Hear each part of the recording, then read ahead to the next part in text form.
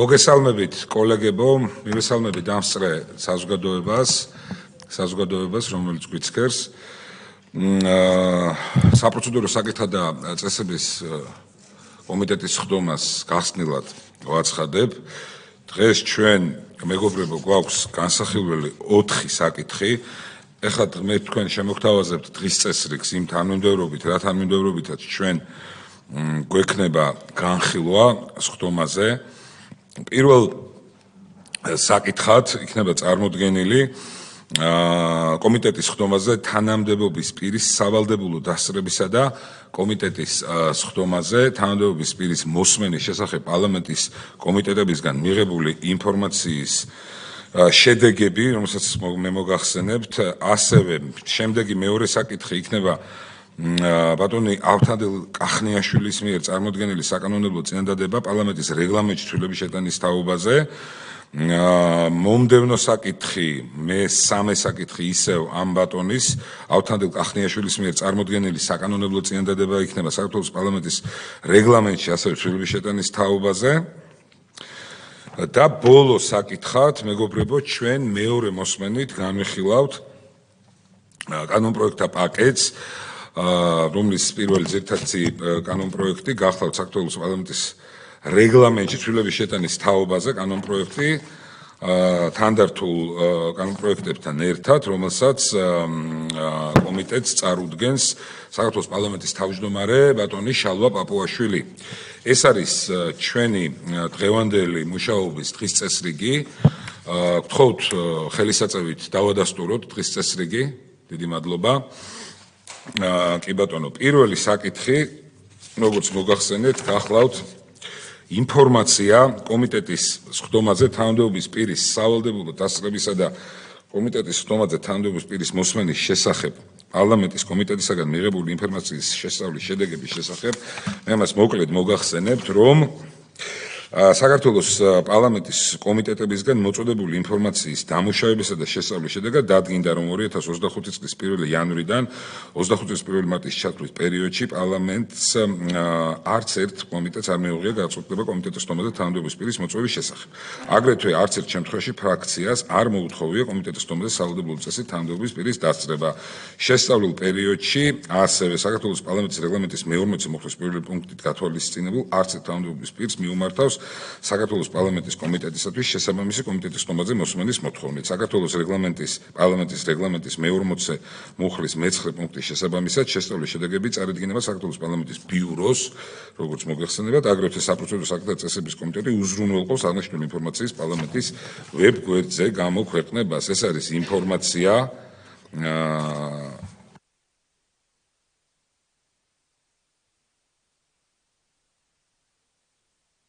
ეს არის ინფორმაცია, რომელიც კომიტეტმა უნდა მივიღოთ ცნობად. შესაბამისად, კენჭისყრაში ეს საკითხი მონაწილეობას არ იღებს. მეორე საკითხი გახლავთ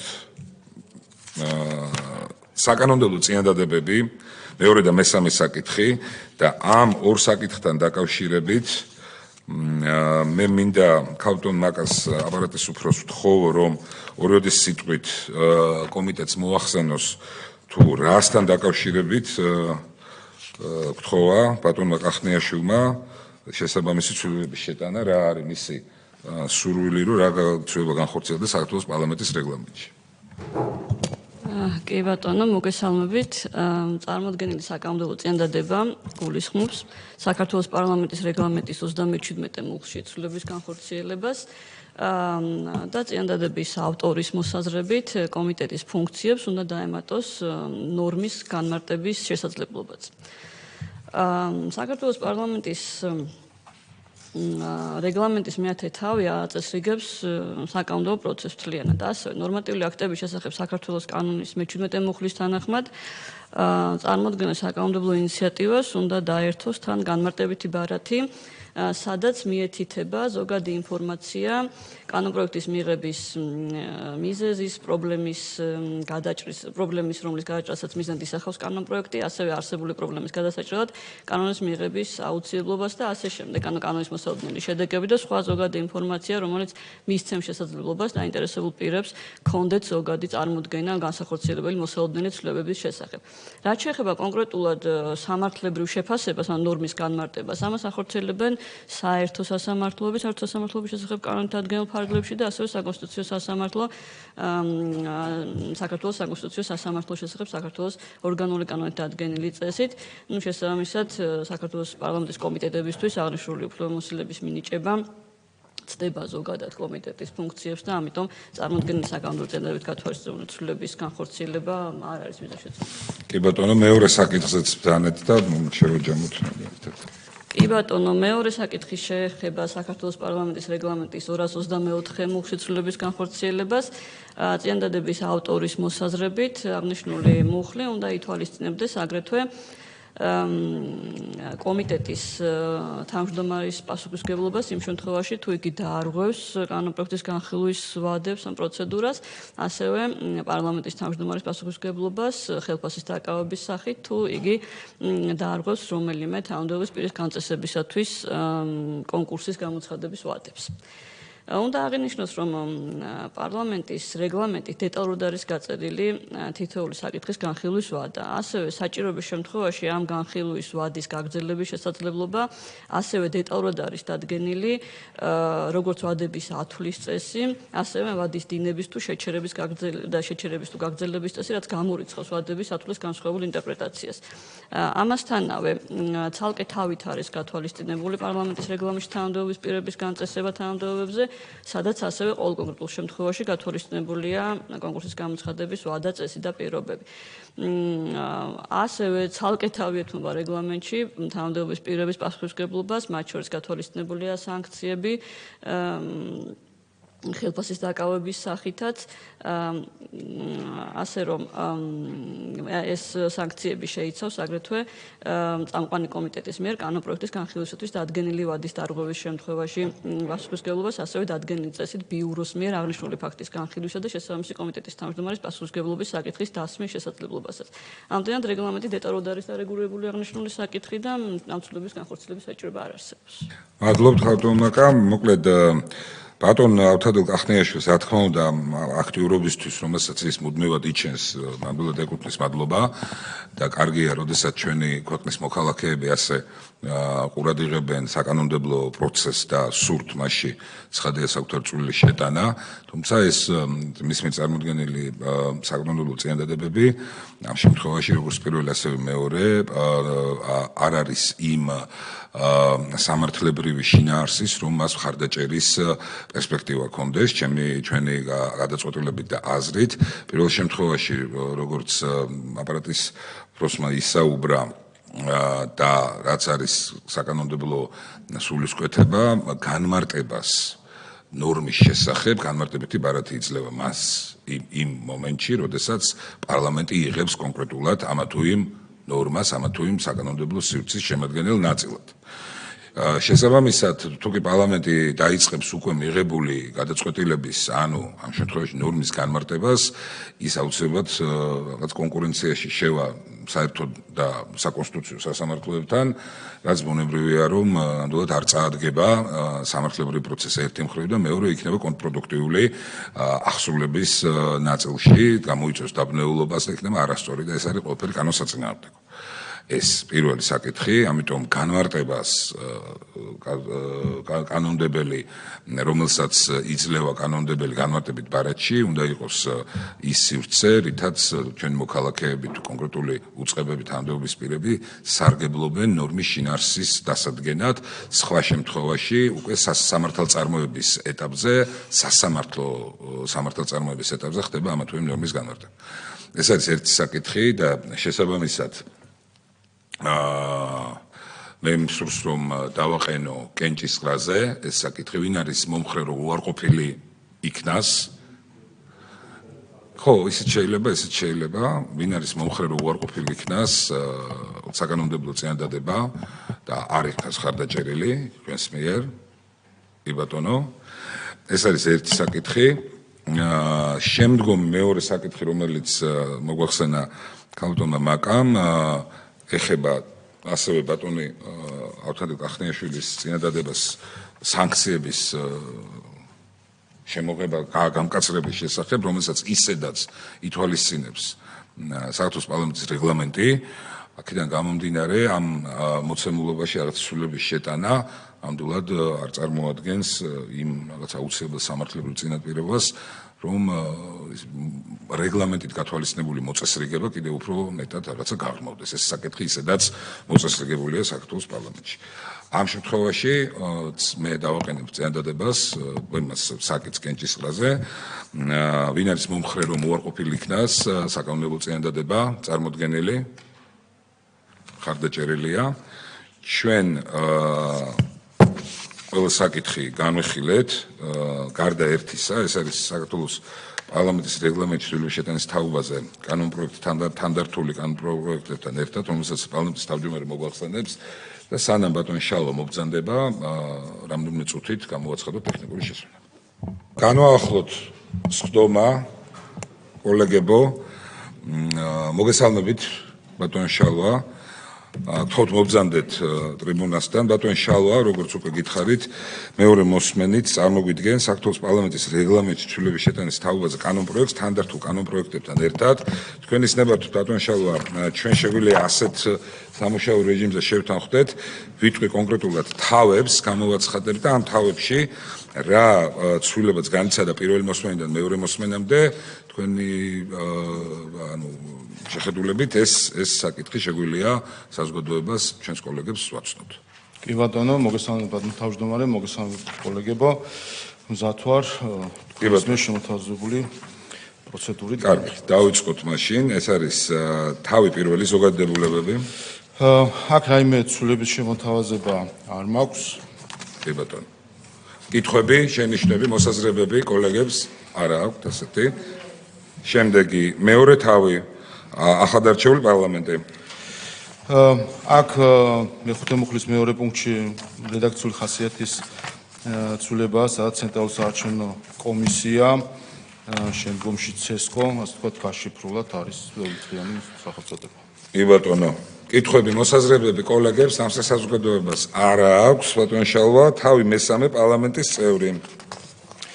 აქ მე-11 მუხლის მესამე პუნქტში რედაქციული ხასიათის არის აქაც, რომ შემდგომში არტიკულაციულ ბიუროდ იქნება მოხსენებული საჯარო სამართლის იურიდიული პირი და მე-12 მუხლში, რომელიც ეხება პენიტენციურ დაწესებულებაში შესვლის საკითხს, აქაც უბრალოდ დაზუსტებაა, რომ ბრძანებით ენიჭება ერთჯერადად შესვლის შეიძლება მიენიჭოს ერთჯერადად შესვლის უფლება პარლამენტის წევრს. აქაც კიდევ ერთხელ გამომარტავ, ვინაიდან კითხვები იყო ხოლმე ეს ერთჯერადობა გულისხმობს რაღაც პერიოდში ერთჯერადობას. ეს ნიშნავს, რომ ეს არის ერთჯერადი გამოყენების, ასე ვთქვათ, უფლება, რომელიც შეიძლება პარლამენტის თავმჯდომარე მისცეს პარლამენტის წევრს ერთხელ შესვლის და რა თქმა უნდა, იმ შემდეგ ყოველ შესვლაზე სჭირდება ყოველ ჯერზე ნებართვა. ასევე მე-5 პუნქტშიც არის აქ მე-13 მუხლის რედაქციული ხასიათის შესწორებაა, რომელიც ეხება პარლამენტის წევრის უფლებამოსილების შეწყვეტას და შემდეგ იმ შემთხვევებში, როდესაც გამამტყუნებელი განაჩენი არის ან პირიქით. მე-14 მუხლში ეს საკითხი ეხება თანაშემწეების ყოლას პარლამენტის წევრისთვის, როგორც იცით, პარლამენტის წევრებს ჰყავთ ერთი თანაშემწე, თუმცა გარკვეულ თანამდებობის პირებს, თქვა პარლამენტის თავმჯდომარეს, მის მოადგილეებს, ასევე დელეგატებს აქვთ ბიუროები და აპარატები და შესაბამისად ცალკე თანაშემწე შტატი არ არის გათვალისწინებული და ვინაიდან ეს ხანდახან იყო ხოლმე თქვა ბუნდოვანი, უნდა ყავდეს თუ არ უნდა ყავდეს დამატებით კიდე თანაშემწე თქვა დელეგატს ან თავმჯდომარის მოადგილეს ან ამის შემდეგ ეს დავაკონკრეტეთ, რომ იყოს ცხადი ამ ესეთი შემთხვევა. მე-16 მუხლში აქ საკითხი ეხება ასევე დაზუსტებას იმასთან დაკავშირებით, რომ თუ კი პარლამენტის ყოფილი თავმჯდომარე უმრავლესობის ლიდერი იკავებს რაიმე თანამდებობას, ვინაიდან ყოფილ თავმჯდომარეს ასევე უმრავლესობის ლიდერი. ეს ორივე არის სტატუსი, ასე თქვა, და არა თანამდებობა საპარლამენტო და შეიძლება იკავოთ რაიმე სხვა თანამდებობა და აქ საკითხი არის მათი ანაზღაურება, რომელი პრინციპით მიდის როგორც ყოფილი თავმჯდომარის თუ უმრავლესობის ლიდერისა თუ იმ თანამდებობაზე, სადაც არის მაგალითად შეიძლება ვიცე-სპიკერის თანამდებობა იკავოს და ამ შემთხვევაში ესეც აპარატისთვის სიზუსტე, ასე თქვა, ცხადი იყოს ანაზღაურების და სარგოს გამოანგარიშების წესი. და იგულისხმება ის, რომელიც უფრო მაღალი არის, ის სარგო იქნება გათვალისწინებული. ასევე საქმე ეხება დაზღვევის საკითხებს, ესეც დაზუსტება არის პრინციპში. 18 მუხში ყოფილი პარლამენტის წევრის თანამდებობის პირების გარანტიებს რაც შეეხება, აქაც იგივე საკითხი არის, ასე ვთქვათ, რომელიც წეგან მოგახსენეთ, რომ თუ არის ყოფილი თავმჯდომარე ან უმრავლესობის ლიდერი, როგორ ხდება, რომელ თანამდებობას ენიჭება უპირატესობა სარგოს გამოანგარიშებისას. ეს მესამე კეთილი. კოლეგებო, კითხვები, მოსაზრებები ხსენებულ თავში არსებულ კონკრეტულ საკითხებთან დაკავშირებით ასეთი არ არის, ბატონო შალვა. ამიტომ ჩვენ გადავიდეთ მეოთხე თავზე, პარლამენტის თავმჯდომარე და მოადგილეები, პარლამენტის წევრთა და სხვა საპარლამენტო თანამდებობები. ბატონო, 19 მუხლის მეორე პუნქტში რედაქციული ხასიათის, მათ შორის შინაარსობრივი ცვლილება იმ მხრივ, რომ პარლამენტის წევრი შეიძლება აირჩიოს მხოლოდ ერთ საპარლამენტო თანამდებობაზე, არსებულ რედაქციაში მოქმედ რეგლამენტში ასევე წერა, რომ მხოლოდ ერთ თანამდებობაზე, გარდა რეგლამენტით გათვალისწინებული შემთხვევებისა და ასეთი გარდა შემთხვევა არ არსებობს, ამიტომ საერთოდ ვიღებთ ამ ნაწილს და ცხადი იქნება, რომ მხოლოდ ერთი თანამდებობა შეიძლება ეკავოს პარლამენტში.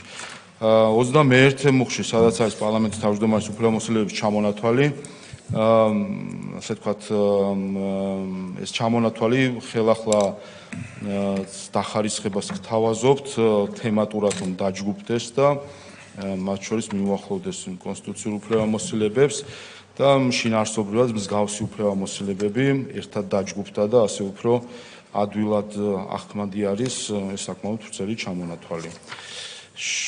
ეს არის მეოთხე თავსეთი. კეთილი, კითხვები, შენიშვნები, მოსაზრებები, როგორც დამსწრე საზოგადოებას კოლეგებს არ აქვთ. ბატონო შალვა, თავი მეხუთე, ეს არის პარლამენტის ბიურო. კი ბატონო, რაც შეეხება ამ თავს 27 მუხლის მეორე პუნქტის I ქვეპუნქტში დაემატა საკითხი ეხება ლობისტების რეგისტრაციას და არ ქონდა აკდებულება შეწყვეტასთან, რეგისტრაციის შეწყვეტასთან დაკავშირებით და ესეც დავაზუსტეთ, რომ უფრო ცხადი რეგულაცია ქონდეს, მათ შორის საპროცედურო საკითხთა კომიტეტს. 22 მუხლი ეხება პარლამენტის ბიუროზე დამსწრე პირებს და მათ შორის საქართველოს მთავრობის საპარლამენტო მდივანს ჰქონდეს შესაძლებლობა რომ დაესწროს მისი სრულისამებრ ბიუროს ხდომებს. ეს არის მეხუთე თავი. კეთილი. კითხვები, შენიშვნები, მოსაზრებები არ არის. შემდეგი თავი არის მეექვსე თავი, პარლამენტის კომიტეტები და მათ საქმიანობის წესი. კი ბატონო, აქ როგორც იცით, პარლამენტის 31 მუხლში პარლამენტის კომიტეტების ზოგიერთ კომიტეტის დასახელებაში ჰქონდა ცვლილება, თუმცა მსჯელობისას მათ შორის პლენარულ ხდომაზე რეგიონული პოლიტიკის და თვითმმართველობის კომიტეტისგან იყო წინადადება, რომ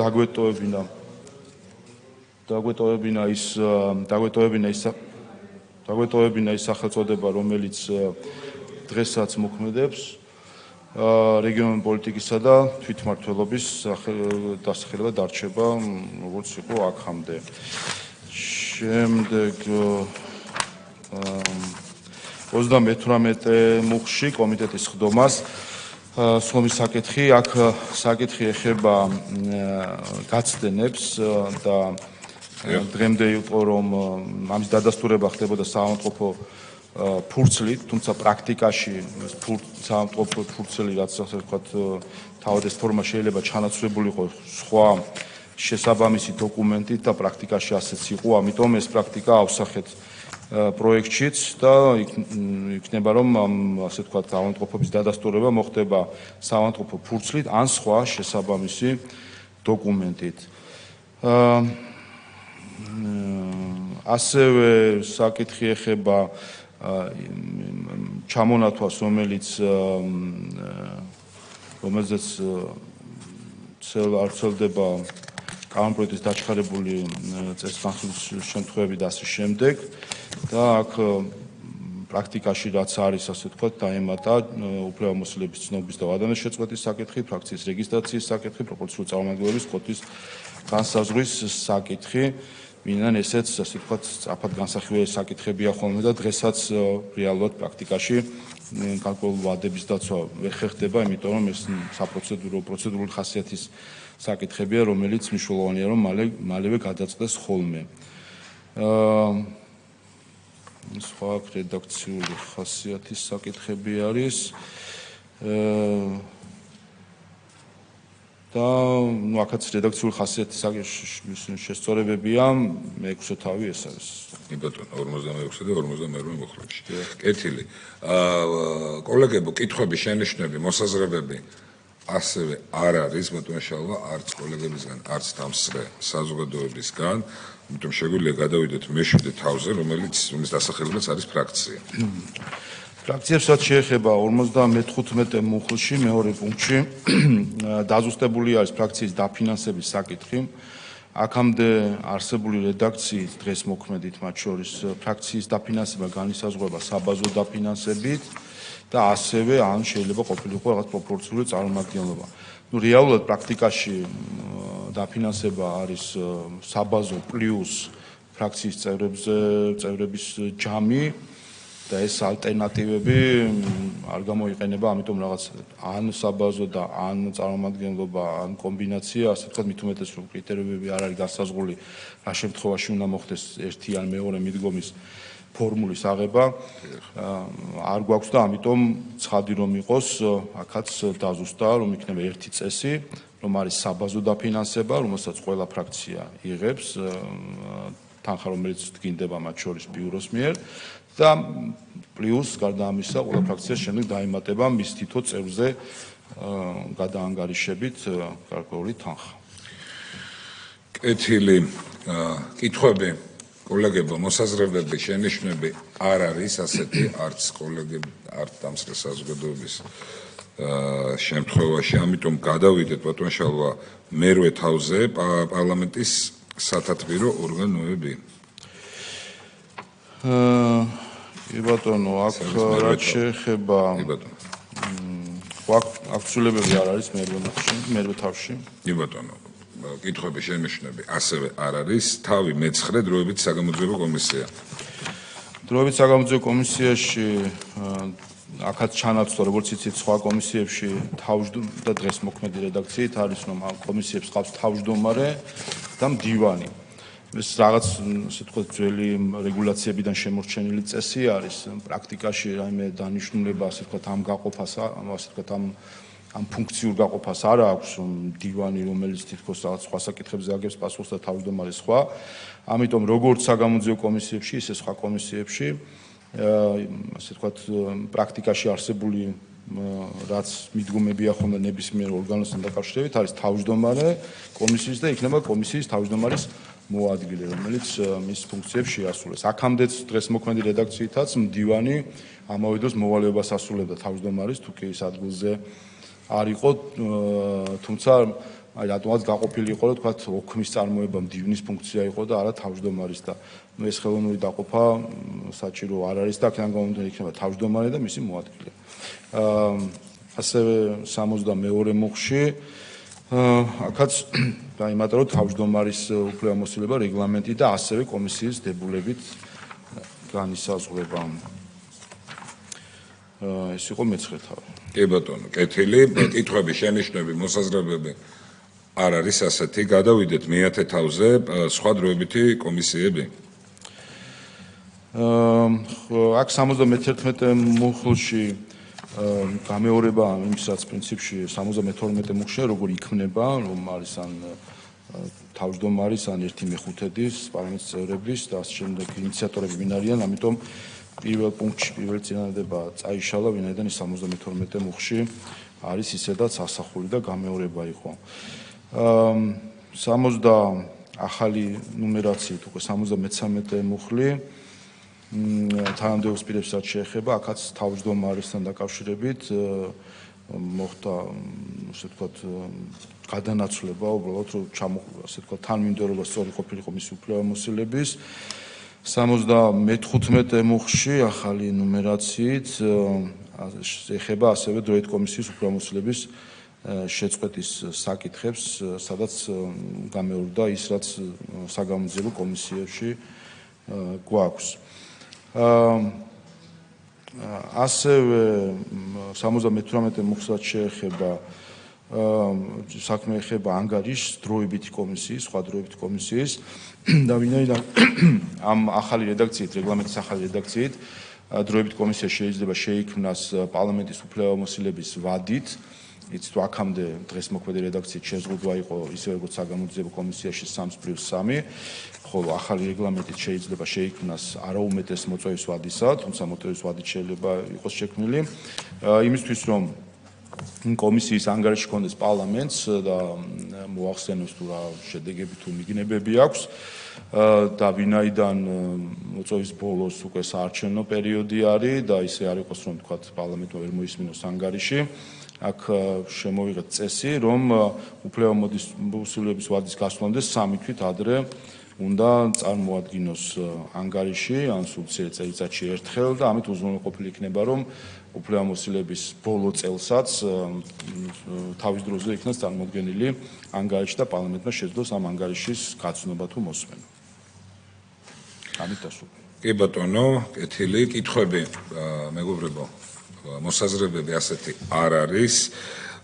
ბატონ შალვა, გადავიდეთ მე-11 თავზე, ეს არის პარლამენტის სესია. შეეხება პარლამენტის სესიას 82 მუხლში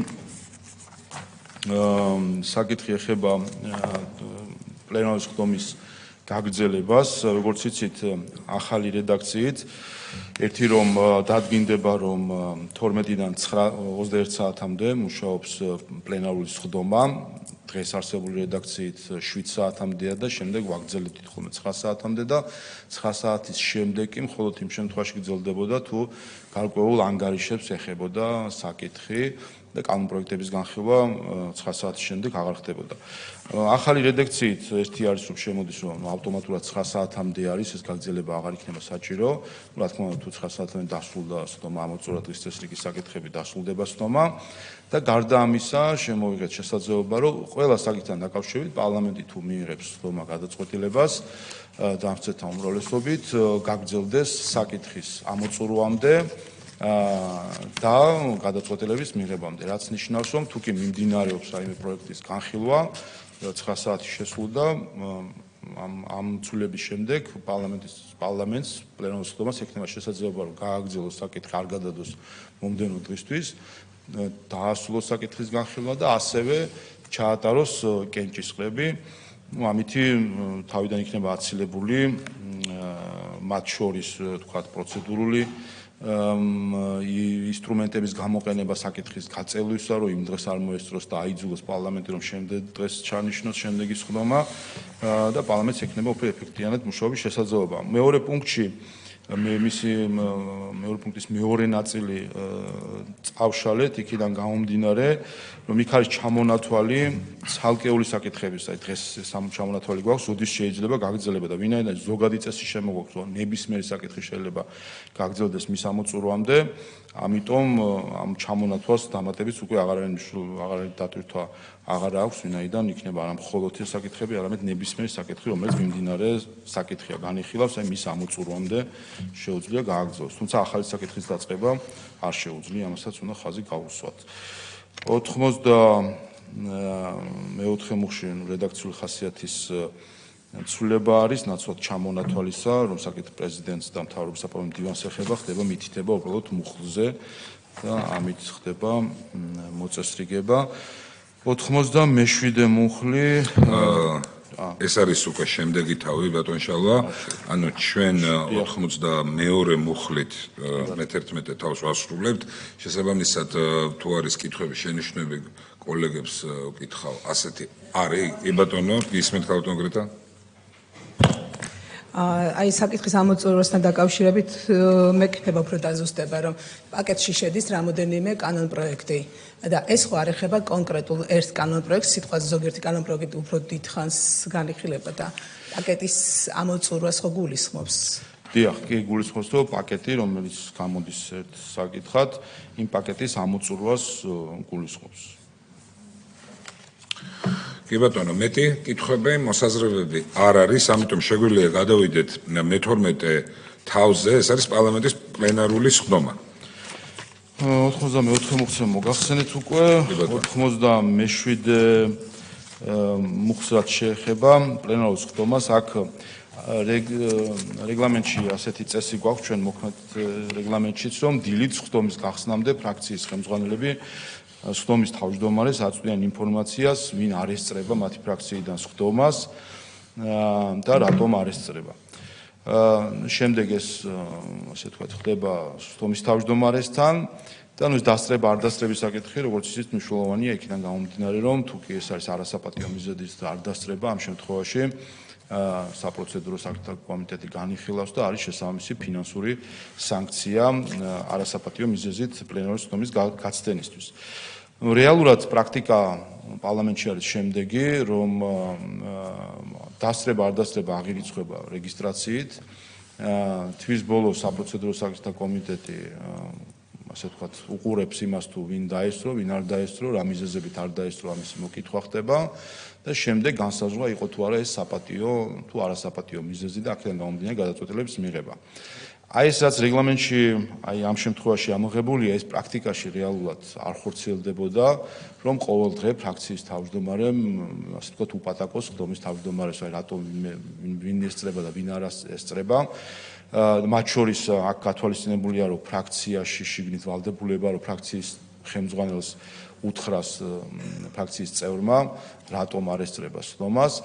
ჩავთვალეთ, რომ ერთი ეს არის შიდა ფრაქციული საკითხი, რეგლამენტში გასათვალისწინებელი საკითხი არ არის, რომ რაც ვალდებულებები შემოიღოს ფრაქციის შიგნით, შიდა ფრაქციული დისციპლინა ეს ფრაქციის საკითხი არის და არ ჭირდება მას რეგლამენტით მოწესრიგება ერთი და მეორე, სხდომის თავმჯდომარისთვისაც ნაკლებად რელევანტური არის რომელი წევრი არ ესწრება და რატომ არ ესწრება იმ მომენტში სხდომისთვის, ვინაიდან ასე ვთქვათ, სხდომის თავმჯდომარე სხდომას უძღვება, თუ კი ვინმე არ არის ეს მისი პასუხისმგებლობაა, თუ კი ამის გამო ქვორუმი ვერ შედგა, ეს უკვე უმრავლესობის ფრაქციის პასუხისმგებლობა არის, ასე რომ ეს ფრაქციული, შიდა ფრაქციული საკითხია, რომელსაც იმ მომენტში პლენარული სხდომის დროს რაიმე რელევანტურობა არ აქვს, რაც შეეხება აღრიცხვის საკითხს და შემდეგ ასე ვთქვათ დისციპლინური ხასიათის ღონისძიებების მიღებას ფინანსური სანქციების მხრივ ეს პრაქტიკაში ისედაც ისეა რომ იმ დღის მონაცემები არც მიეწოდება და არც იმდენად რელევანტურია საპროცედურო კომიტეტი თვის ბოლოს აღრიცხავს უყურებს დასწრებას და შემდეგ ამის შემდეგ არკვევს მიზეზებს და იღებს გადაწყვეტილებას არის თუ არა ეს საპატიო. ამიტომ ეს არ იყოს საჭირო. ნუ აქაც დაემატა მერვე პუნქტში, რომ საავადმყოფო ფულსის გარდა სხვა შესაბამისი დოკუმენტი, სხვადასხვა დოკუმენტი არის, რომელიც შეიძლება იყოს მიღებული როგორც დასტური პირის ავადმყოფობისა. კი ბატონო, კეთილი, კითხვები, კოლეგები. ზანეთ ბატონ გაგა. ანუ პროცედურა არის ესეთი, ხო? ანუ თვის ბოლოს საპროცედურო კომიტეტი ითხოვს ფრაქციებისგან შესაბამის ესე ვთქვათ ინფორმაციას, თუ როგორ არის ესა? ანუ საპროცედურო კომიტეტს ეს ინფორმაცია ვინ რა მიზეზით არ დაესწრო, რა ეტაპზე აქვს? თვითონ. ანუ გაცდენა ითვლება, უნდა წარმოადგინოს მისი ინტერესია, რომ წარმოადგინოს ეს საპატიო იყო ეს გაცდენა, იმისთვის რომ არ მოხდეს ფინანსური სანქციები. ეს რეგლამენტით არის მოწესრიგებული, რა ვადაში უნდა წარმოადგინო? ხო, ეგვთქვი, ანუ თვის ბოლოს ხდება, რომ აქ სესიის დასაწყისშივე ამის ამოღება ხდება, ანუ თვის ბოლოს ხდება წარმოადგინა. გასაგებია. კი ბატონო. პასუხიც გაცემულია. კარგით. შემდეგი თავი გახლავთ მე-13, ეს არის საკანონმდებლო პროცესი, რომლის სათაურმაც განიცადა ცვლილება. კი ბატონო, თავის სათაური აქამდე იყო პირვანდელ რედაქციაში საკანონმდებლო პროცესის სტადიები, მექანიზმები და თავისებურებები და ასე ვთქვათ, საკანონმდებლო ტექნიკის მხრივ დაიხვეწა და სათაური იქნება საკანონმდებლო პროცესის წარმართვა. 96 მუხლი ზოგადი წესები განხილვის ხო აქ მოქმედ რედაქციაში რეგლამენტის არის რომ ოდესაც ბიუროზე კანონპროექტები გამოდის ვის ეგზავნება შემდეგ ეს კანონპროექტები გათვალისწინებულია ფრაქციები კომიტეტები ასე შემდეგ და ასევე მოქმედ რედაქციაში დღეს მოქმედ პარლამენტის რეგლამენტის რედაქციაში მითითებულია და პრაქტიკაც ეს არის რომ თუ კი საფინანსო სექტორის წარმომადგენლის საქმიანობის მარეგულირებელია ეს კანონპროექტი ის ასევე ეგზავნება ეროვნულ ბანკს პირველად ვერსიაში ეს ამოღებული ქონდა, თუმცა ეროვნულ ბანკთანაც ქონდა კონსულტაცია და ზოგადად კარგი სტანდარტია თუ საფინანსო სექტორის საკითხებზე პროაქტიულად იქნება ინფორმირებული ეროვნული ბანკი, ამიტომ დავაბრუნეთ, აღვადგინეთ ასე ვთქვათ ეს პუნქტი და ბიუროს მხრიდან თუ კი ეს საკითხი საფინანსო სექტორს ეხება, პროაქტიულად გაიგზავნება ეროვნულ ბანკს გაცნობისთვის. ამ თავში 114 მუხლი ხო შემდეგ 114 მუხლი კანონის გამარტივებული წესით მიღება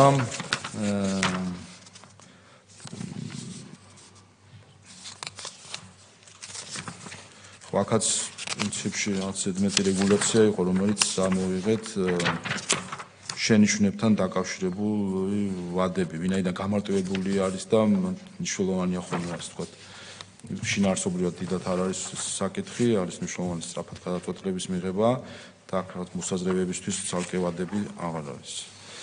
კეთილი. მე აქ მეტი ცვლილება არ განუცდი. ამით მოვშით მე მე-13 თავით დასრულდა. კი ბატონო. კითხვები კოლეგებს, მოსაზრებები და ამ საზოგადოებას ასეთი არ არის, ბატონო შალვა, შესაბამისად მე 14 თავი პარლამენტის დადგენილება.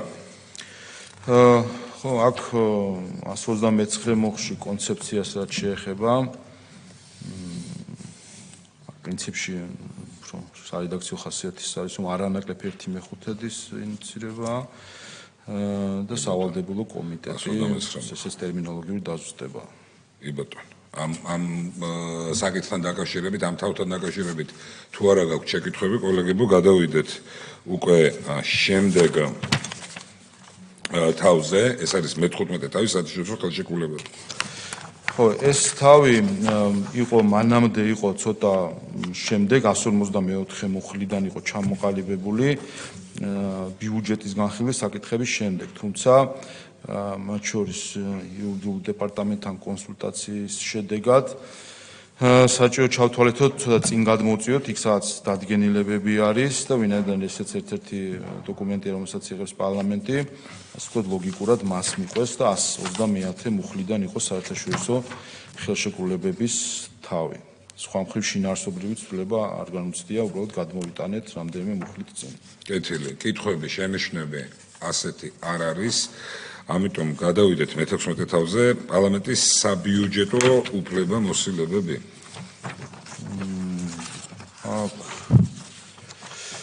რაიმე შინაარსობრივი ცვლილებები არ არის, მოხდა გადაներვა შესაბამისად, ვინაიდან გადმოიწია საერთაშორისო ხელშეკრულების თავმა.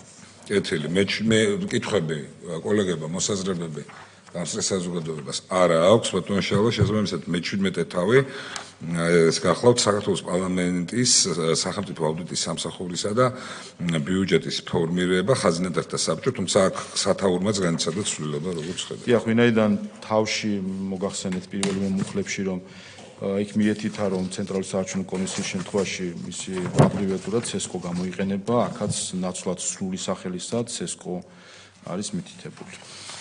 კი ბატონო, კითხვები თუ აქვთ კოლეგებს, შენიშვნები, მოსაზრებები არ არის. შემდგომი გახლავთ მე-18 თავი, რომელიც ამოვიღეთ საერთოდ, ხო, საერთაშორისო ხელშეკრულებები. ეს გადავიდა წინ, წეღანაზე. კი ბატონო, გადაინაცვლა იქით. გასაგებია. ესე იგი შესაბამისად მე-18 თავი არის უკვე საპარლამენტო კონტროლის ძირითადი მექანიზმები. კი ბატონო. აქ ერთი საკითხი რაც ეხება პარლამენტის წევრის კითხვას, აქ ნუ რედაქციულად დაზუსტდა, თუმცა პირველი რედაქციაში იყო, ასე ვთქვათ, სტილისტურად გასწორდა, რომ ერთ მოწვევაში დასმული პარლამენტის წევრის კითხვა შემდეგ მოწვევაზე არ გადადის, მოწვევის პარლამენტში არ გადადის, იმავე მოწვევაში უნდა გაეცეს პასუხი. თუმცა რაც არის რელევანტური და მნიშვნელოვანი არის 159 მუხლი ინტერპელაცია. როგორც იცით, შემოთავაზებული ზოგადად ერთ-ერთი ცვლილება, რომელსაც განიცდის პარლამენტის რეგლამენტი, არის შემდეგი, რომ ხდება გაუქმება მინისტრის საათისა, რაც განპირობებულია იმით, რომ საერთო ჯამში ასეთი პროცედურა ნაკლებად შესაბამისია კონსტიტუციასთან, რო არ ვთქვათ, რომ არაკონსტიტუციურია და კერძოდ რატომ და ესეც მნიშვნელოვანია საპარლამენტო კონტროლის მექანიზმების განხილვის დროს. საქართველოს კონსტიტუციის 36 მუხლის მიხედვით საქართველოს პარლამენტის სტატუსი და უფლებამოსილება საქართველოს პარლამენტის განსაზღვრული ჩამონათვალში რომ არის უმაღლესი წარმომადგენლობითი ორგანო და ასე შემდეგ, ასევე მითითებულია, რომ პარლამენტი კონსტიტუციით დადგენილ ფარგლებში კონტროლს უწევს მთავრობის საქმიანობას.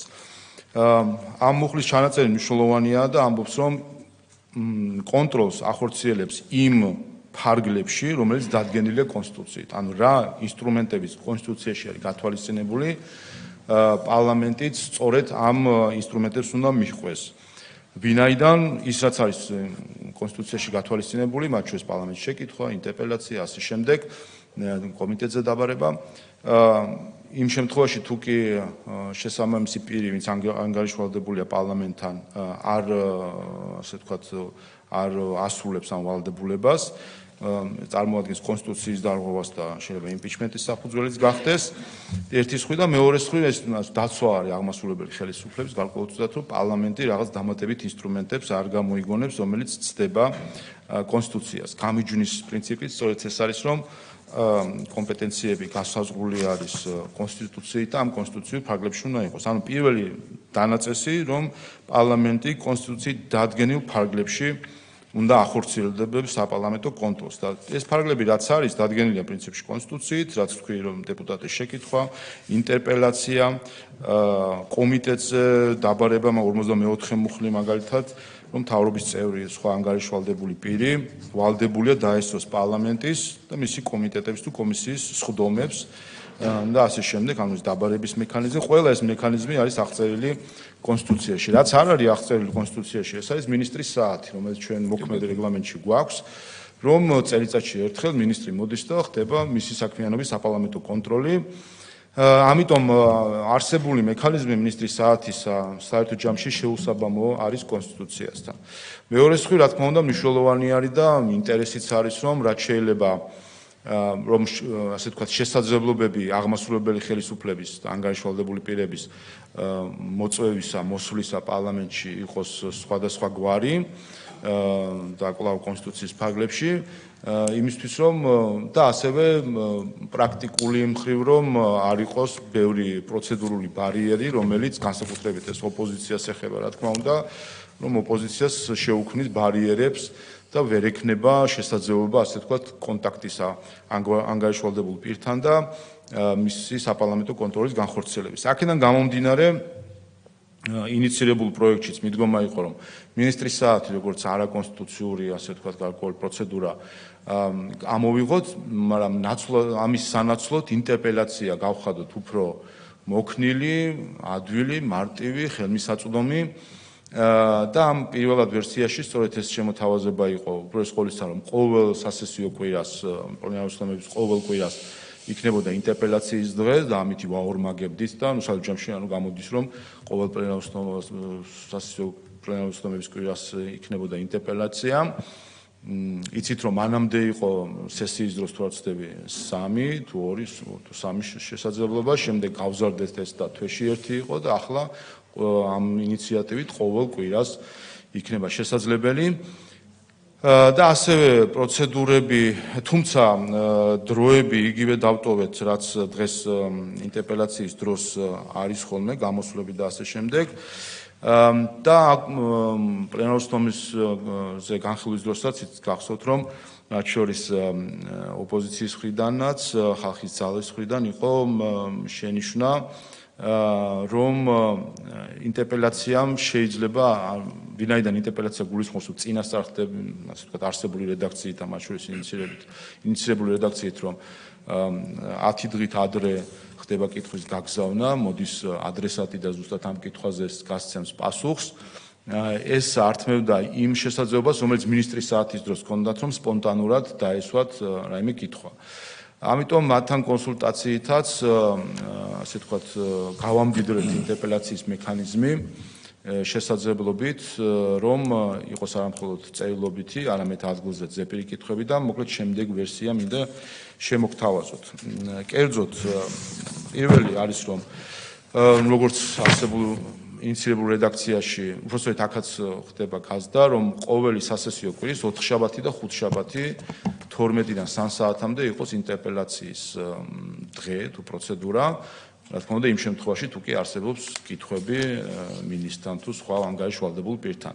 ანუ 2 დღეზე გადანაწილებული, რატომ? იმიტომ რომ მიუხედავად იმისა, რომ ახალ შემოთავაზებულ ვერსიაში შევეცადეთ, რაც შეიძლება შეგვემცირებინა, როგორ უფრო სწრაფი გაგვეხადა ეს პროცედურა, რომ იყოს უფრო, ასე ვთქვათ, დინამიური, მაინც კითხვა, პასუხი, დაზუსტება ასე შემდეგ, სადღაც 1 საათი, საათნახევარი მაინც დასჭირდება პროცედურას, თუ კი ყველა რეგლამენტი გასწორებული, ყველა საშუალებას გამოიყენებენ ფრაქციები, ამიტომ შეიძლება დღეში, ვთქვათ, 2 მაქსიმუმ 3 ინტერპელაციის მოსწრება შეძლოს პარლამენტმა, ვინაიდან ამავე დროს სხვა საკითხების განსახილველია და იდეაც ის არის, რომ განსხვავებით არსებული რედაქციისა, ისე კი არ იყოს, რომ პარასკევი დღე ქონდა ინტერპელაციისთვის და მარტო ამისთვის, არამედ მიმდინარე კვირაში კანონ პროექტებთან თუ სხვა საკითხებთან ერთად, როგორც სამშაბათს დასაწყისში ეთმობა დრო პოლიტიკურ განცხადებებს, ასეთი შესაძლებლობა იყოს, რომ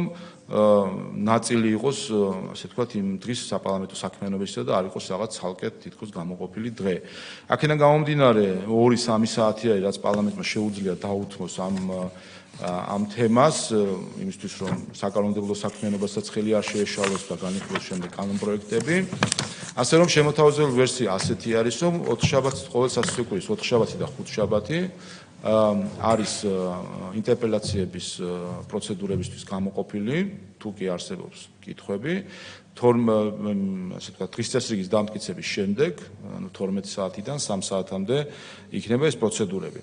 ამას გარდა იქნება ცალკე პრემიერ-მინისტრის ინტერპელაციის დღე, თვეში ყოველთვის ბოლო 4 შაბათი, სასესიო კვირის ბოლო სასესიო კვირის 4 შაბათს, უკვე პრემიერ-მინისტრი მოვა პარლამენტში და გასცემს კითხვებს პასუხს.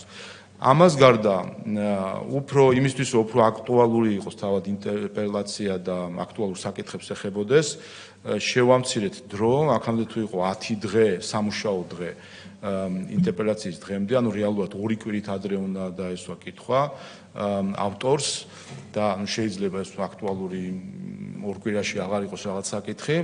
ესეც შევამცირეთ დრო და არის, ესე იგი, სასესიო კვირის წინა 4 შაბათის 12 საათი, როცა უნდა შევიდეს კითხვები, ინტერპელაციის კითხვები ადრესატის მიმართ. ანუ არასასესიო კვირის 4 შაბათი, როგორც კანონ პროექტებზე გვაქვს 4 შაბათი დღე არასწორებულო, იქაც 4 შაბათი 12 საათი. ეს კითხვები შევა პარლამენტის თავმჯდომარესთან და სხვათა შორის ინტერპელაცია ყველა ქვეყანაში რეგლამენტშიც გავეცანი პარლამენტის თავმჯდომარესთან შედის კითხვები, რომელიც შემდეგ აგზავნის ამას შესაბამის ადრესატებს უგზავნის. მოით აქაც პარლამენტის თავმჯდომარესთან შევა ინტერპელაციის კითხვები 12 საათამდე, წინა 4 შაბათის, ანუ არასესიო კვირის 4 შაბათის 12 საათამდე, რომელსაც პარლამენტის თავმჯდომარე, ასე ვთქვათ, აჯგუფებს და უგზავნის ადრესატს 4 შაბათის დღის ბოლომდე. რაც ნიშნავს, რომ ადრესატს აქვს შემდეგ 5 შაბათიდან მოყოლებული, ასე რომ შემდეგ 4 შაბათამდე დაახლოებით 1 კვირა იმისთვის, რომ მათ შორის კითხვაზე საპასუხოდ მოემზადოს. თუ კი არის ერთი ადრესატის მიმართ სხვადასხვა კითხვები, სხვადასხვა ფრაქციიდან, ეს ამასაც აჯგუფებს პარლამენტის თავმჯდომარედან ერთად უგზავნის და პროცედურაც ერთიანი პროცედურა იქნება. ხა როგორ არის შემდეგ პროცედურა მოწყობილი? შემოთავაზება ასეთი არის, რომ მოგეთ 4 შაბათი და 5 შაბათი 12-დან 3 საათამდე პერიოდი არის.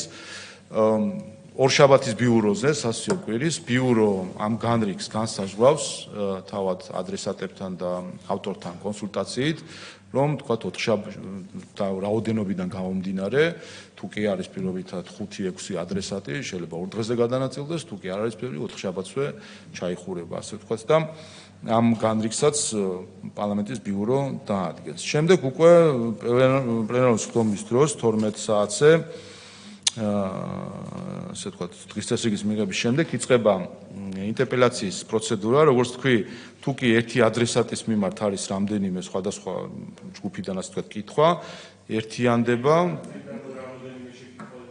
ესეც ერთიანდება და იქნება, კი, იმიტომ შეიძლება ორი ინტერპელაციაც ყავს, იქნება ერთი პროცედურა, თავი, ანუ ისე არ იქნება, რომ ჯერ ერთ კითხვაზე დაიწყება პროცედურა, დასრულდება, დავის დებატით, მერე ისევ დაიწყება, არამედ გაერთიანდება და ერთი პროცედურა არის და რაც გვაძლევს ახლა ეს ჩვენ, რომ რეალურად თუ არის პირობითად 3 შეკითხვა სხვადასხვა ფრაქციიდან ან ჯგუფიდან. ადრესატი, ასე ვთქვათ, პროცედურა იქნება შემდეგი, მსგავსი, რომელიც ჩვენ დღეს გვაქვს, უბრალოდ შემცირებული დროებით, რომ იყოს უფრო დინამიური. თავდაპირველად ავტორი სვავს კითხვას, რაც მას ჰქონდა მიწერილი წინასწარ, 3 წუთია ამისთვის გამოყოფილი რეგლამენტი. შემდეგ ადრესატს აქვს 10 წუთი, რომლითაც შეიძლება ასევე გაგრძელდეს 10 წუთით.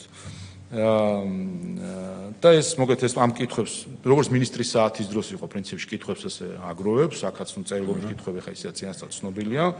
ეს კითხვები ჯერ შეგროვდება 3-3 წუთი რომ დაისვას და შემდეგ პასუხი ადრესატის მხრიდან ამაზე sapasუხოდ იქნება დრო. ამის შემდეგ დაზუსტებისთვის 1 წუთი და პასუხისთვის 3 წუთი. აქაც შევეცადეთ სხვა შორის რეგლამენტებსაც შეეხება ის დროის რეგლამენტს, აქაც გავეცანით რა სხვა ქვეყნების პრაქტიკას.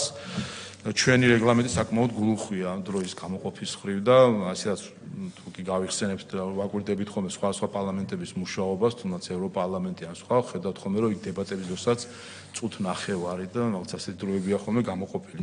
ჩვენ უფრო გულუხვები ვართ ამ მხრივ, ამიტომ რაღაც საჭიროა რომ ეს რაღაცნაირად მოექცეს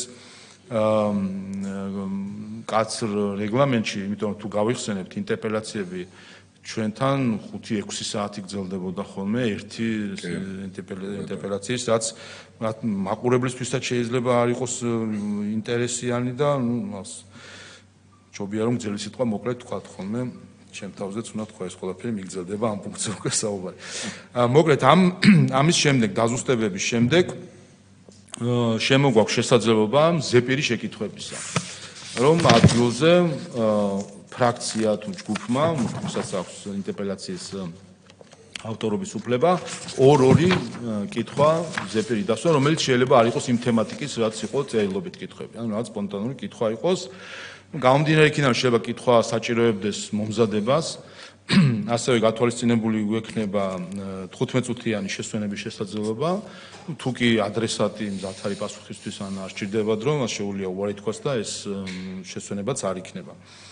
ამ ზეპირი კითხვა-პასუხის შემდეგ უკვე არის დებატები, სადაც 5-5 წუთი არის გამოყოფილი თითო ფრაქციისთვის, რომ იმისთვის რომ ასე ვთქვათ იყოს განხილვა.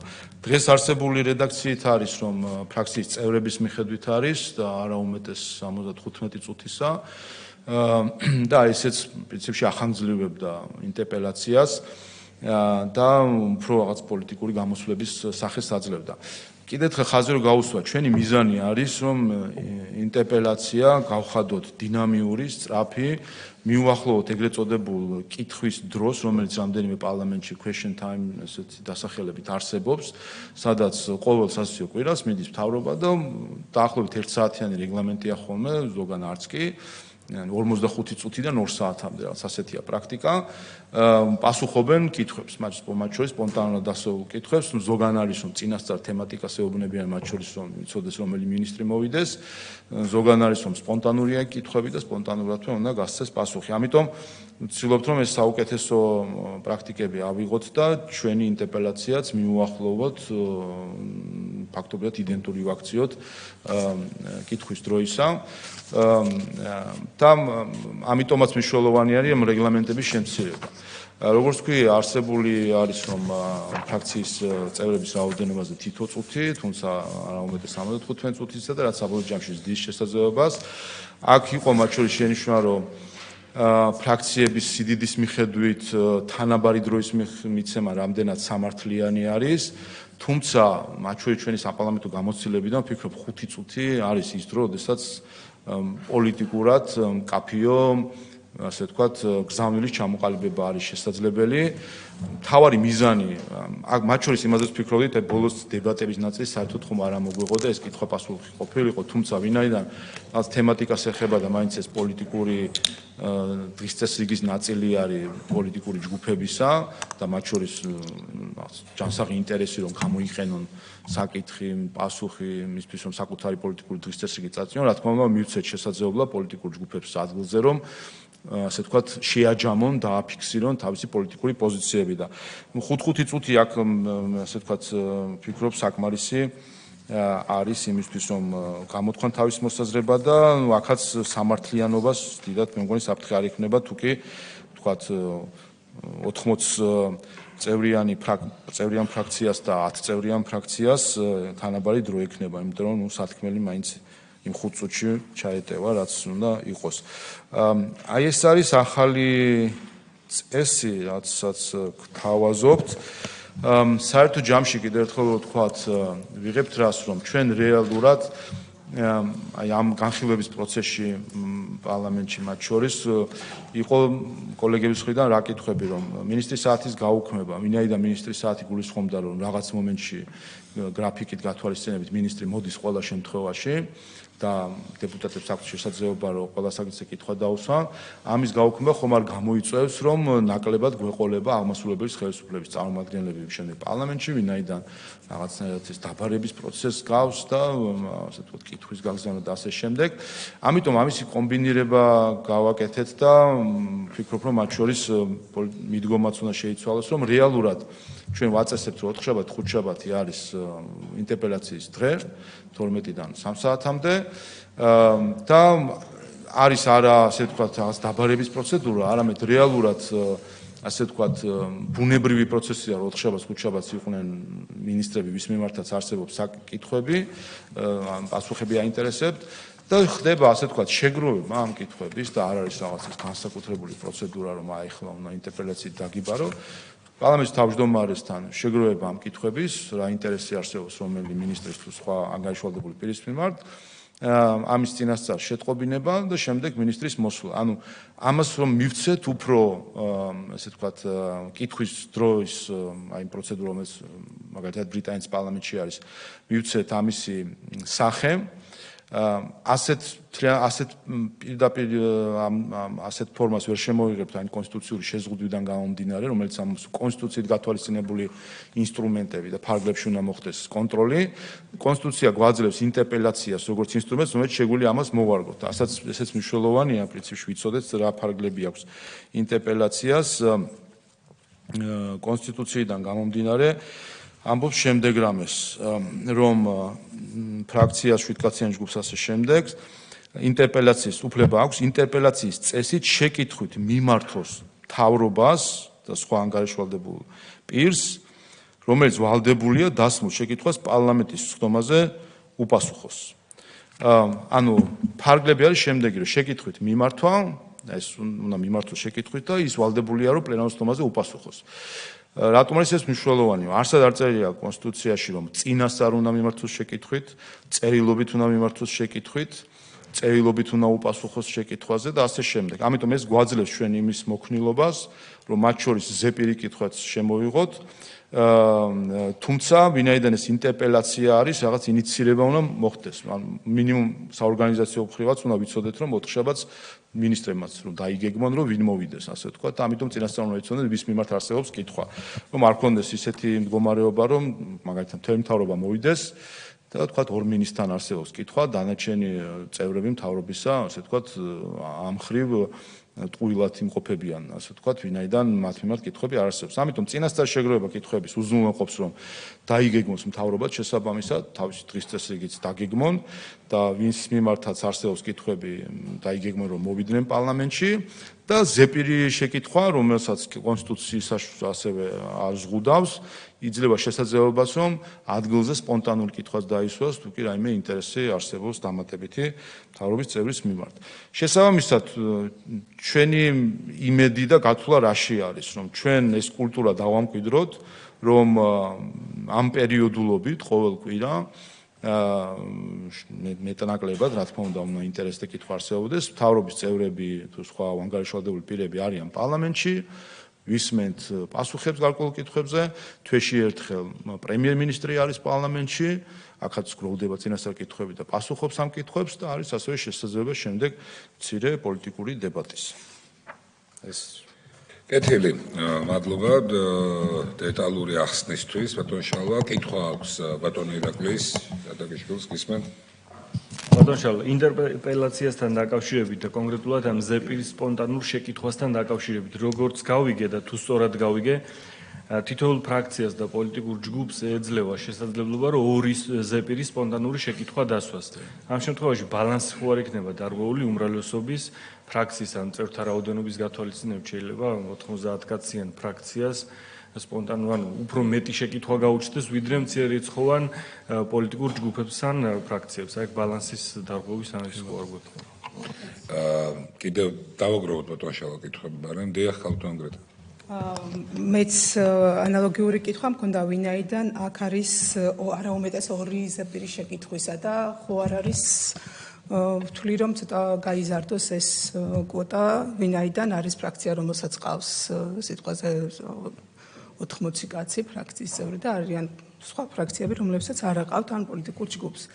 რაც შეეხება მივესალმები ზეპირი შეკითხვის დასმის მექანიზმის არსებობაზე შემოტანას რეგლამენტში და ერთი დაზუსტება მინდა, ანუ ინტერპელაციის მე-7 პუნქტი არის, რომ ინტერპელაციის წესით ჩაბარებული შეკითხვების რაოდენობა შეუძლებელს ხდის ინტერპელაციის პროცედურის 2 საათიან რეგლამენტის დაცვას, თუ მაშინ გამოდის, რომ პარლამენტის ბიურო ყოველ ჯერზე ინტერპელაციის წინ განსაზღვრავს დროს, ანუ პარლამენტის ბიურო განსაზღვრავს ინტერპელაციის დროს. დაასრულეთ? დიახ. სხვა კითხვები კოლეგებს როგორც ხედავ, არ აქვს, დავსა საზოგადოებას ხომ არ აქვს კითხვა, ასეთი არ არის. დიახ, ბატონ შალვა. კი ბატონო, ესე რაც შეეხება ზეპირი კითხვებს, დღეს მინისტრის საათის დროს დეპუტატს აქვს თითო კითხვის შესაძლებლობა პრინციპში. აქაც იმისთვის, რომ გარკვეულ ფარგლებში მოვაქციოთ, რაღაც რაოდენობა უნდა დაგვედგინა 1, 2 ან 3, არ ვიცი, კიდე შეგვიძლია ვიმჟღავნოთ ამაზე, რა იქნება გორდინული რაოდენობა კითხვების, რომ ეს არ გადაიქცეს ერთის მხრივ ხო, იმიტომ რომ იმასაც დრო მიაქვს. ასე ვთქვათ, კითხვის დასმასაც, მასზე პასუხსაც. ერთი მეორე საკითხი რა არის, რომ იმის გამო რომ ვამცირებთ ჩვენ პერიოდს, როდის შეიძლება რომ წერილობით კითხვა დაისვას, ანუ წინა კვირის 4 შაბათამდე შეუძლიათ. ანუ რეალურად ასე ვთქვათ წესით, ან თუ კი წესით პრინციპში რაიმე კითხვა თუ არსებობს რომელიც მინისტრის მიმართ, ახლა ბოლო 2 დღეში წარმოშობილი კითხვა შეიძლება ცოტა იყოს, ან ბევრი არ იქნება, ამის თქმა მინდა. მეორე საკითხია, შეიძლება ტაქტიკა იყოს პოლიტიკური ჯგუფის, რომ ადგილზე მერე ასე თქო დაუსვოს ზეპირად და წინასწარ არ შეატყობინოს კითხვა და ასე ტაქტიკურად გამოიყენოს, თუმცა კეთილსინდისიერ და ასე ვთქვათ მომზადებული მიდგომის შემთხვევაში მინისტრის მიმართ კითხვები თუ რაიმე არსებობს, იმისი ჩამოყალიბება ერთი კვირითადმე წერილობითად შეიძლება. იმის თქმა მინდა, რომ რეალურად ეს სპონტანური კითხვები არც კი შეიძლება არსებობდეს, თუ კი მომზადებული არის წინასწარ ინტერპელაცია. ამიტომ არის ეს ორი კითხვა, რომ თუ გავითვალისწინებთ თქვათ ჯგუფების რაოდენობას და ასე შემდეგ და არა მხოლოდ ამ პარლამენტში, არამედ სამომავლოდაც, რაღაცნაირი ფარგლები რო იყოს, რომ თქვა 10 კითხვას არ გაცდეს საერთო ჯამში და შესაბამისად ეს მრავლდება უკვე წუთებზე დასმისთვის, პასუხებზე და ესეც დამატებით პროცედურა არის. ამიტომ ორი ჩავთვალეთ ოპტიმალურად, რომ თუ კი რაიმე გამორჩა, თუ კი იმ დღეებში, ამ წინა 4 შაბათიდან იმ დღეებში რაღაცა თემა წარმოიშვა, რაზეც აუცილებელია კითხვის დასმა, რომ შესაძლებლობა მივცეთ სპონტანურად კითხვის დასმისა.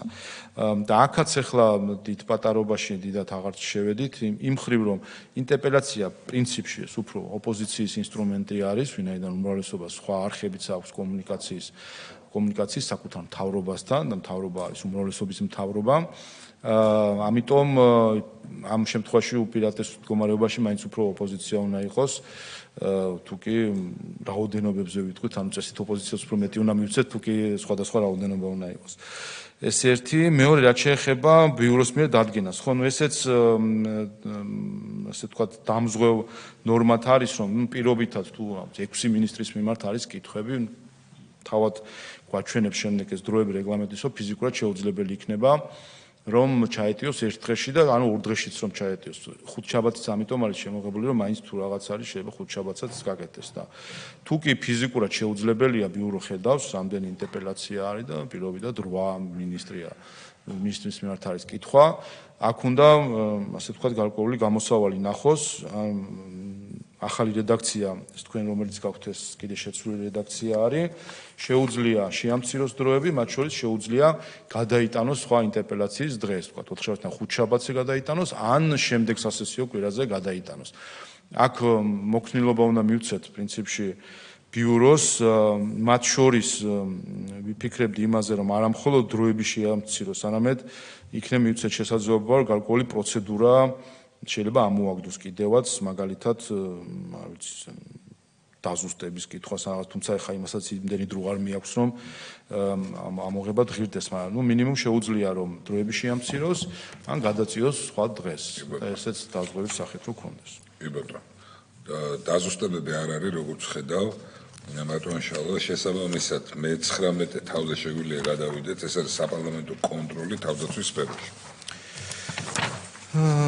დიახ, აქ 157 მუხლში კიდევ დაზუსტა დებულება.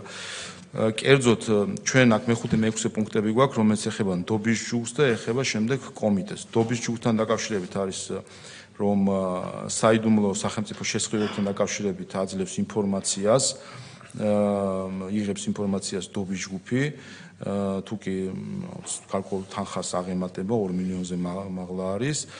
და მე-6 პუნქტი მოქცემულ რედაქციაში იყო, რომ თავდაცვის უსაფრთხოების კომიტეტი და ასევე იურიდიულ საკითხთა კომიტეტი იღებს არასაიდუმლო ინფორმაციასთან დაკავშირებით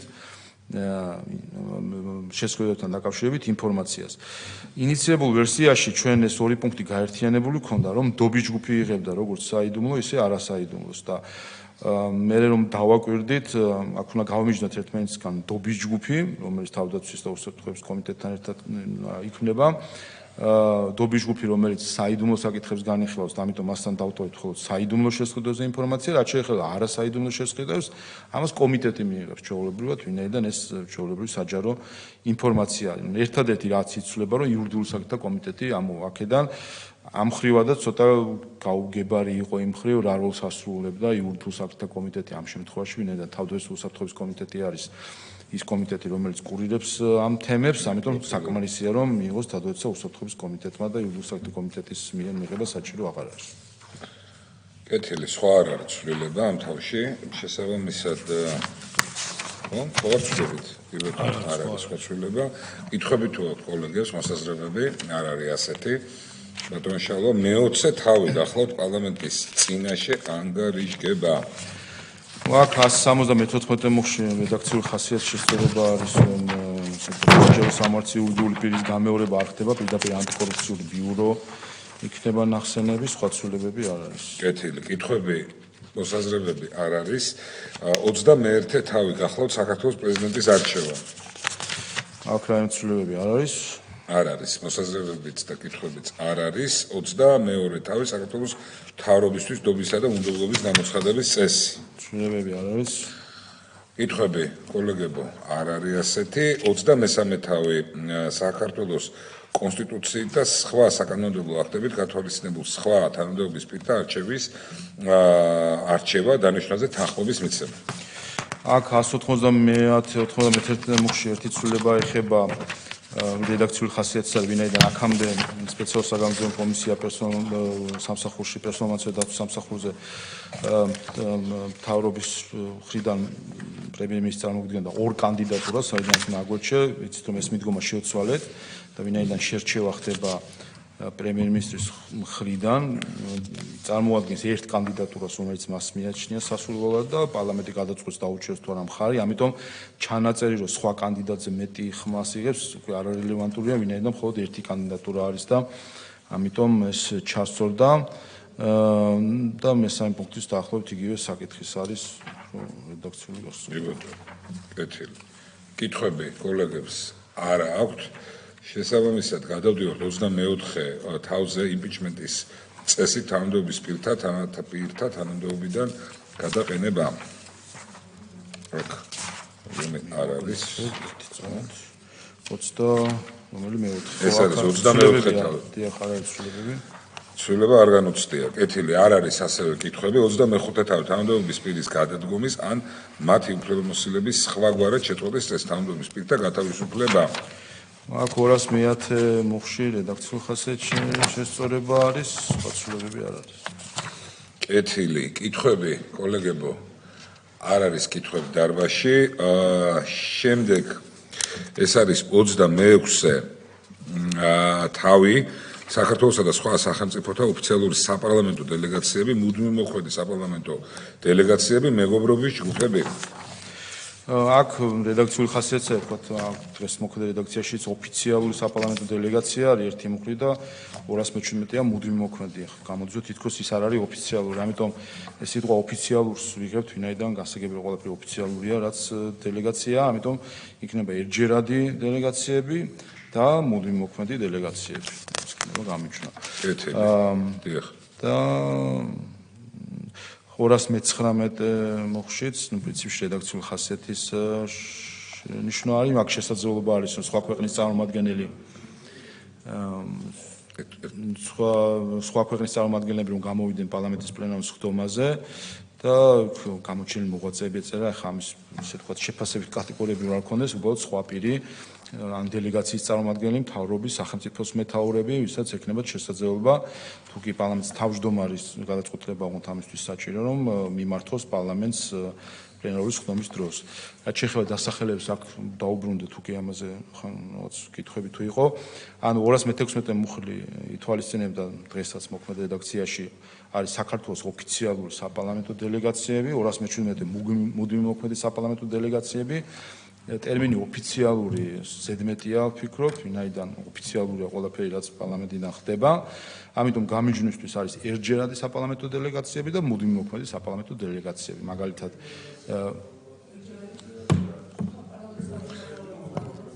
კითხვის ფორმა მივცეთ და ერთჯერადი იმიტომ რომ იქნება ერთი ვიზიტისთვის ეს დელეგაციები, მაგალითად რომელიმე ქვეყანაში ან კომიტეტის არის ან ასე შემდეგ იქნება ერთჯერადად და შემდეგ ამ ვიზიტის შემდეგ წყვეტს ის არსებობას და ამას ვთქვათ, მათ შორის ამასაც ხაზი გაესვეს, რომ ეს არის ამ ვიზიტისთვის შექმნილი დელეგაცია. კეთილი, აბა გისმენთ, დიახ, ავტონგრაფი. ვაზუსტებ, ერთჯერად დელეგაციაში შეიძლება იყოს, ანუ მეგობრობის ჯგუფის წევრი კი არა, ანუ სხვაც იყოს წარმოდგენილი, ხო, ბატონ შალვა? კი, ხო, დელეგაცია. დიახ, ეს ზოგადად ამის საკითხი მოსაწესრიგებელი არის მათ შორის პარლამენტის შიდა რეგულაციებითაც კარგად. ვინაიდან რიგ შემთხვევაში იქნება ხოლმე დელეგაციები, ან არ იქნება, უბრალოდ განისაზღვრება, რაღაც ცოტა ამ ხრივ არ იყო ერთგვაროვანი პრაქტიკა. ამ რედაქციით იქნება ვიზიტის დროს შეიქმნება დელეგაცია. დაინიშნება დელეგაციის ხელმძღვანელი, დღეს ესეც არ არის ესე პირდაპირ გათვალისწინებული, დელეგაციის ხელმძღვანელი და დელეგაციის შემადგენლობას განსაზღვრავს პარლამენტის თავმჯდომარე, რა თქმა უნდა, იქ ნებისმიერი პარლამენტის წევრი შეიძლება ან აპარატის თანამშრომელი იყოს შიგნით. კი ბატონო, დარჩა კითხვები კოლეგებს, ასეთი არ არის.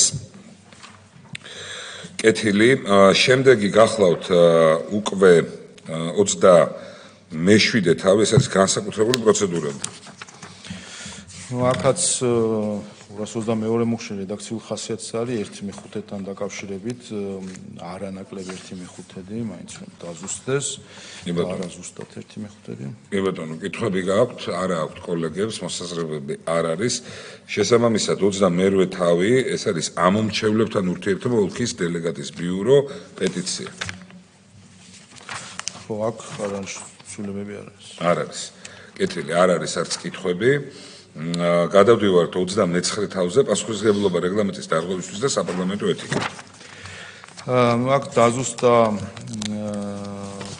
ხელფასიდან დაქვთვის საკითხი, როდესაც არასაპატიო მიზეზის გაცდენა ან სხვა ასეთი გადაცდომა არის არსებული მოქმედ რედაქციაში კაფეოდ არ ჩანდა, რომ რომელი თვის ხელფასიდან ხდება, მოკლედ დაქვით უბრალოდ ისე იკითხებოდა, რომ იმ თვის ხელფასიდან უნდა დაიქვithოს, რაც ფიზიკურად შეუძლებელია, ვინაიდან თვის ბოლოს აჯამებს, ასე ვთქვათ, საპროცედურო კომიტეტი, გაცდენებს და ასე შემდეგ. ამიტომ იგულისხმება, რომ შესაბამისი თვე ან არაუგვიანეს მომდევნო თვეში ხდება დაკავება ხელფასიდან. და ასევე არის დებულება, რომელიც ეხებოდა საკითხს, მე-15 პუნქტი არის ამ მუხლის, რომელიც ეხებოდა შეზღუდვას, რომ ერთი ხელფასიდან 50%-ზე მეტი დაქვითვა არ მომხდარიყო, მიუხედავად იმისა, ამდენი დააგროვა, ასე ვთქვათ, ამ მხრივ პარლამენტის წევრმა და დარღვევები, ვინაიდან რაღაც მინიმუმი შეუნარჩუნდეს ხელფასი. და არ იყო განსაზღვრული პირობითად თუ კი მის მიერ დარღვევების შედეგად პირობითად უწევს 70%-ის დაქვითვას. 50 არის შეზღუდვა, ეს 20% რასაც ვერ დაუქვითავთ, რა ხდება ამასთან დაკავშირებით და ესეც გაიწერა, რომ შემდეგი თვის ხელფასიდან უკვე ეს ნაწილიც ჩამოეჭრება. კეთილი. კითხვები? არ არის კითხვები. შემდგომი თავი გახლავთ პარლამენტის აპარატი და დაცვა, ეს არის 21 თავი. აქ ისეთი ცვლილება არ არის რედაქციული ხასიათის საბჭოები და სამდივნოები კომისიის ამოვიდეს. კი ბატონო. თუ აქვთ კითხვები კოლეგებს, ასეთი არ არის და ბოლო თავი ბატონ შალვა, ეს არის გარდამავალი დასკვნები დებულებები, ეს არის 31 თავი. გარდამავალ დებულებებში 240 მუხილი ეხება საკანონმდებლო წინადადებებს, როგორც იცით საკანონმდებლო წინადადებები ახლებურად რეგულირდება ახალი რეგლამენტით. კერძოდ პარლამენტში შემოსული საკანონმდებლო წინადადება, იცით რომ ეს არის ერთი მოქალაქის ან ორგანიზაციის მოსაზრება რაიმე საკანონმდებლო ნორმის მიღებასთან დაკავშირებით. ახალი პროცედურიდან გამომდინარე გაიგზავნება ყველა პარლამენტის ყველა წევრს და მათ აქვს საშუალება შემდეგ რომ დაინტერესდნენ ამ საკითხით, მათ შორის საკანონმდებლო წინადადების ავტორმაც უნდა დააინტერესოს ერთი დეპუტატი მაინც, რომელიც ამის ინიციირებას მოახდენს, თუ კი იქნება შესაბამისი არგუმენტაცია და ინტერესი. საკითხი ეხება რა ხდება იმ საკანონმდებლო წინადადებას, რომელიც დღესდღეობით არის აღრიცხული პარლამენტში და ჯერ არ არის განხილული, რა პროცედურით მივდივართ. და ეს დებულება ადგენს, რომ მათზეც გავრცელდება ახალი წესი, რაც ნიშნავს, რომ ამ რეგლამენტის ამოქმედების მომენტში ის საკანონმდებლო წინადადებები, რომელიც განუხილველი არის, მას აპარატი უზრუნველყოფს, რომ ისინი გადაეგზავნოს პარლამენტის წევრებს და ამ ახალი პროცედურით წავიდნენ პარლამენტის წევრები, რომლებსაც ერთი თვის განმავლობაში შეუძლიათ, ასე ვთქვათ, ხელი მოკიდონ ამ წინადადებას და აქციონ ინიციატივად. კი ბატონო, ამით კითხვები თუ აქვთ კოლეგებს პირველ რიგში? არ არის კითხვები. ამით ჩვენ უშუალოდ რეგლამენტის მეორე მოსმენით განხილვა დავასრულეთ. არის გამომდინარე კანონ პროექტები, რამოდენიმე. პირველი ეს გახლავთ საჯარო შესყიდვების შესახებ საქართველოს კანონის ცვლილების შეტანის თაობაზე. ხო, აქ რაიმე ცვლილებები არ არის? არ არის. კითხვები, მოსაზრებები არ არის. შემდგომ სახელმწიფო შესყიდვების შესახებ საქართველოს კანონის ცვლილების შეტანის თაობაზე. აქაც ცვლილებები არ არის. კითხვები, მოსაზრებებიც არ არის. საჯარო სამართლის იურიდიული პირის საქართველოს ოპერატიული ტექნიკური სააგენტოს შესახებ კანონის ცვლილების შეტანის თაობაზე. აქაც არ არის ცვლილებები. კითხვებიც არ აქვთ კოლეგებს. მომდევნო გახლავთ მაუწყებლობის შესახებ საქართველოს კანონში ცვლილების შეტანის შესახებ კანონპროექტი. აქაც არ არის ცვლილებები. მოსაზრებები კითხვები არ არის დარბაზში. შემდგომი კანონპროექტი გახლავთ სპეციალური საგამოძიებო სამსახურის შესახებ საქართველოს კანონის ცვლილების შეტანის შესახებ. აქაც არ არის ცვლილებები. არ არის მოსაზრებები და კითხვები, კეთილი.